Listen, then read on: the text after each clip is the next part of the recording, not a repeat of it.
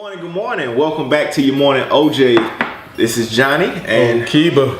And before we get into it, as always, if you haven't already subscribed to Young Black Entrepreneur Magazine, please go over to ybmag.com and subscribe. It's going to give you everything you need to know and everything you're going to need to know about running a successful business. Not just a black business, but a successful business overall. And today we got a big one for you because we're talking about partnerships. Partnerships can be tricky, man. Partnerships can take your brand here, or it can completely destroy it, depending on who you choose to partner on and what you're partnering on. Right. So, man, lead us off on, I want you to give us the bad end of partnership, and then I'll follow up and see if we can find some good parts to go with that. Man. First, I want to say it's good to be back in here with you. Definitely. Man. Yeah, because it's been a while, man. I know y'all been out there doing what you're doing, and we definitely thank y'all for supporting NobleSol Art Group, Young Black Entrepreneur, all of the businesses that we've been working with, man. Definitely. We appreciate it. And it's been some stuff, man. And when looking at these partnerships that we're about to talk about, man, it's been, honestly, Jay, I've had like one long stretch of just bad partnership after another, minus you. Yeah. Like a long stretch. Yeah. It's amazing. Yeah. And it's like one of those things where, you know what I'm saying, you set up the play and all you need for them to do is to play their position that they signed up for. It's a hard one though. But that's all you need. You're dealing with egos. You're dealing with pride. Man. You're dealing with, big thing dealing with this city is the lack of funding but the appearance of overfunding. Say that again. The lack of funding, but the appearance of overfunding. All day. So you meet somebody and it's like, oh man, yeah, I definitely want to partner with you. I see what y'all out there doing. And I got contacts with banks. I got contacts with this. I'm doing $2 million a year. Right. And then you get to doing business and it's like either they want everything for free. Right. Or they can't afford to pay for anything. Right. Those are the two ones you run into up front. Right. So going into the partnership, what would you say is, give me 3 top things that you should look for, 3 top things that should warn you that is a bad partnership. From the conception of the conversation, what are the 3 things that will let you know these 3 things happen? Run. I think one thing that you really have to be aware of is social media. Okay. Now, social media in itself allows for people to create this image that doesn't really happen, and it's the equivalent of, let's say if I'm taking 1,000 pictures in the gym and the picture shows me with 500 pounds racked up. Killing.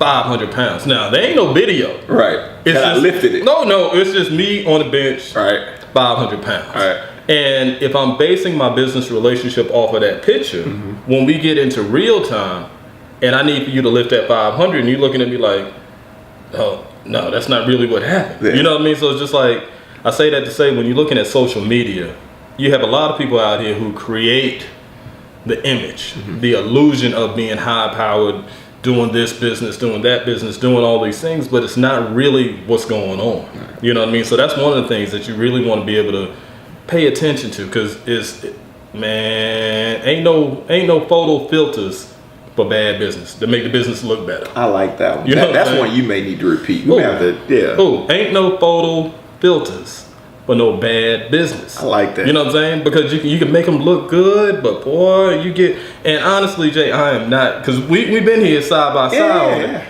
And, I was talking to my wife last night about, I won't call any names, and she was just like, well, why does this keep happening?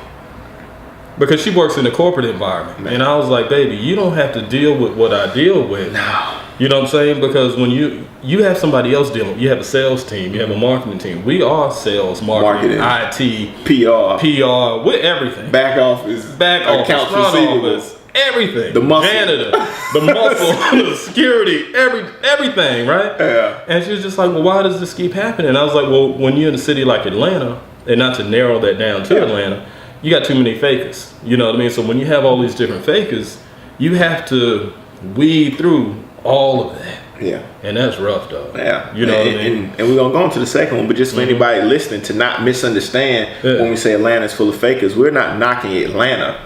But what you have in Atlanta really has, when I first moved here in like 2001, it was called the Black Mecca, but it wasn't. Right. Because the people I met didn't own anything. Right. But since then, you have so many influential black stars, black millionaires, black politicians that are really here in Atlanta to it's attracting all of these fakers. Right. So now people know if I got a credit line and I can front it for a little bit, I can move to Atlanta and make some stuff happen. And they do. They come here, they open stuff, they take a lot of people's money, and then eventually they disappear or they go back home.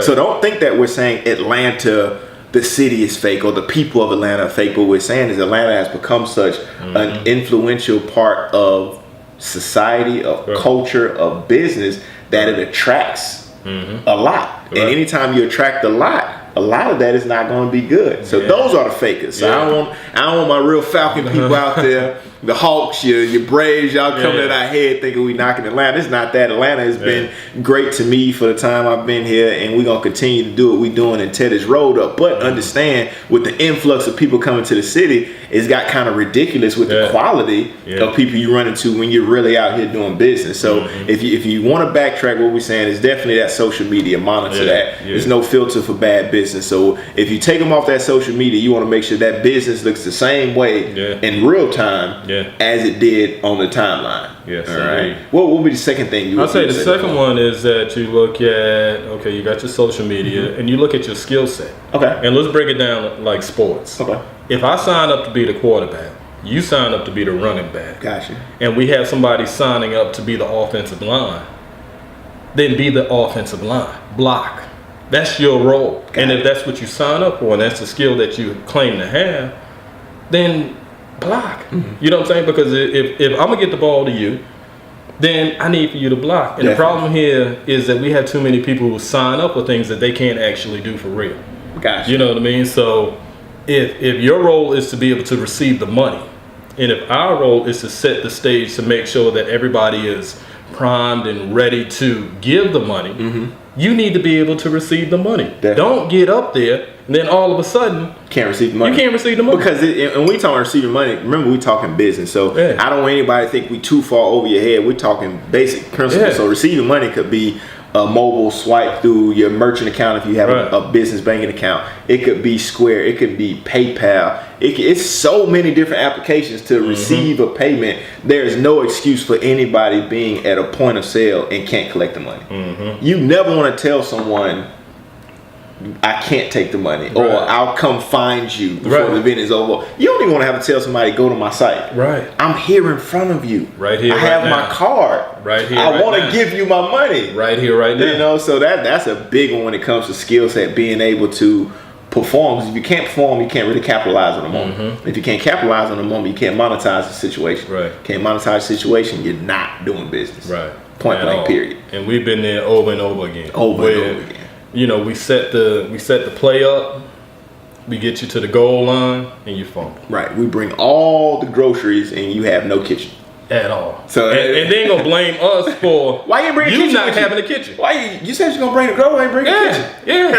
And then it's our fault. You know what I'm saying? That happens. So far we've covered the social media. We've covered the lack of skill set.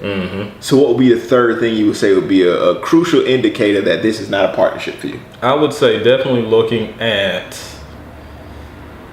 being real about who you are. And I know the social media kind of touches on it. I know the skill set, but being real, it's okay if you aren't on a certain level. That's okay. Definitely. You know what I'm saying? But you need to be real about, don't promise me Tyler Perry and really it's Tyler Jermaine. You know what I'm saying? Like, if you don't have that about you, don't bring it to the table like you can do something that you can't do, because you don't even allow for your partners to be able to adjust or make the right play around what you're doing if you're not being real about who you are and what you do for real. You know what I'm saying? It's okay. Like, if you don't have the money, then you need to bring some connections. You need to bring some skills. You got to bring something to the table, but you got to be real about whatever that is that's coming to the table. Definitely. Instead of making it up and saying, oh, well, I didn't expect it. You know what I'm saying? It's just like, man. Which happens time and time again. So, I mean, you did a great job. And I think all of those are very serious topics. So, and these are things you can see from the first conversation. You know, it doesn't take going into a meeting to see these things. You can see when someone hits you with an email, let you call him, I got this idea, I would love to partner with you on it. For me, the first thing I do is go research it. Right. And today, that means I Facebook you. Right. I Instagram you. I don't really go to your Twitter because I can't see a whole lot with links that you're sharing, but I definitely check out your timelines that I can see. I even do a quick Google search on your name. Right. Different ways to arrange your name, different names of your business that you're saying you represent, so I can see what you've really been out here doing. Right. And that's easy to do. So you can get through step one and decide it's a bad partnership from there. Right. Now, when we talk as far as skill set, you can tell that from the first meeting. So you can tell partnerships that are going to be bad from the first meeting. They arrive unprepared. Hey, talk to me about that. They arrive late. Ooh. That's an indicator. If we take out of our time, and our time is valuable, and for the people that pay for our time, they understand that. If we take out of our time and say we're going to meet with you at 11 o'clock, that means we've already rearranged and planned our day for that 11 o'clock with whatever else we have going on, because you're not the only person that we're giving our time to. Exactly. Right. So if we give you 11 o'clock, that doesn't mean 11:05 because you had traffic. We had traffic too. We were there before 11. Right. That damn show don't mean 12 o'clock. I hate that when people come in like an hour late and expect the meeting to still go. And expect us to pay. Right. Like it's ridiculous. It's immature. It's unprofessional, and there's no excuse for it. So those are the type of things. That's a skill set thing. That means you couldn't set your alarm on time. You couldn't get out the door on time. Just probably too much worried about your outfit and how you look. When we not partnering with you because of your style at all, we partner with you because of the value of what you can bring to the table. So those are things you can see immediately, and then that knowing that person, you may actually get into a partnership, or at least you'll get to the negotiation stage, but you'll quickly see that person isn't who they are. Whether it's because they're not responding to phone calls, whether it's the lack of ability to communicate through text. They miss text, they short text, and text is already short. If you do short text, it's ridiculous. That's like that text you get and it'll say, tomorrow maybe, I don't know. What are you talking about? You think this is you're the only person I'm communicating with? I don't know what you're talking about. What is it, ESP? We don't have that. So it's like you have to be able to communicate. So that lets me know that you're not even trying. In this partnership, you're not even putting forth the effort to be professional. You're not even trying. So you see those things. There's no reason to send them a proposal. There's no reason to accept their proposal. There's no reason to move any further. And then for me, I say when you see a bad partnership, one thing I like to do, and I would say anybody that's done business with me can vouch for this, I'm going to end it just as good as we started it. I'm not going to disrespect you on the way out the door. I'm not going to be unprofessional because I don't need to. Like, this is business. It's not personal. I'm going home with you. My kids don't know you. You don't know my wife. You don't know my mom. I don't owe you my emotions. I owe you that professionalism. Ooh, so as it ends, it ends. A great term. And a lot of people can't deal with that because they want some kind of, well, if we're not going to do business, it got to be friction. It got to be. No, it doesn't. This is really not going to work. You know what I'm saying? I hope you keep doing great on your success. Man, I love that belt that you came out with. It's just not going to work. And that's it. There's nothing to follow up on. There's no need for an exit meeting. That's it. So those are the bad parts of partnership. And it's honestly not a lot of good parts of partnership. So I'm going to knock this one off like easy, in my opinion. I think the best thing about a partnership is when both partners equally benefit across the board. And I think that kind of answers all of it. So when you look at a partnership, if it's not an equally beneficial agreement, it's not a true partnership. And that's whether we're talking money. If you're making money, I should be making money. Exposure. If your brand is being exposed, my brand should be being exposed. Logistically, it can't be me driving 45 minutes every time 5 meetings. Like, everything across the board has to be equally beneficial to both brands in order to say it's a good partnership. And if anything on that list is the scale is here, it's not an equally beneficial partnership, and I would end it at that moment. I'm all for that. I would end it at that moment. Yeah, y'all hear the dogs barking and everything. This is live and direct, baby. Right here. Nothing changes. That's us being who we are. That's what it is. That's not a sound effect. No, that's a real dog.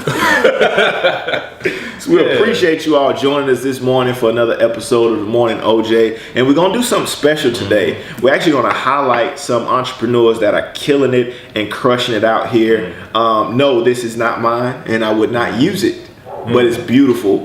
Compact mirror. You can get them exclusively at NobleSol.net. This is a cotton candy product. And they do other custom items, whether it's Uggs, they do bags, they do belts, desk ornaments. I mean, the sky's the limit on what they can do. Laptop cases, phone cases. So for all of the young ladies and, all mature sisters out there, If you want something that's going to stand out, you want something that's going to be one of a kind, please go head over to NobleSol.net and purchase your cotton candy products today. And if you don't see something you like, they do custom orders. So just fill out the contact box and get something that's just yours, that's shiny, that says something about you and just shows your overall value, and just something as simple as a compact mirror. And we have something else over here. Yeah, we have Shade of Bakes. Whoa. And for those of y'all who, don't slide it off. Those of y'all who may not be hip to it, 13-year-old baking whiz kid. And when I say the truth on that red velvet cake, carrot cakes, key lime cakes, really from top to bottom. Cupcakes. And cupcakes. Theme-oriented cupcakes. Yes, she is dead serious with it. And quality products and quality ingredients. You know what I'm saying? So it's not that cheap, mix the lard to get the ice, and no, it's all, because I seen it. Right. You know what I'm saying? So definitely NobleSol.net, check out Shade of Bakes, and you know what I'm saying, support these young entrepreneurs. Definitely, because you don't like them at the grocery store. Right. As you walk in there asking you for money. Right. You know, so you don't want to see them on the corner. Right. You don't want to see them doing something negative. So for all those people that say that stuff, oh, we shouldn't have our kids doing this and that, support these young women who are entrepreneurs, who started a business, who are investing into their future. Right. Because that's what it's about, and that's what we're about over here at YBE, and these are the kind of things we want to bring you on the rest of our YB TV features. So thank you again. This has been another episode of The Morning OJ. Until next time. All right, y'all take it easy. Peace. That right. Do whatever gonna make me rich. Should've known that.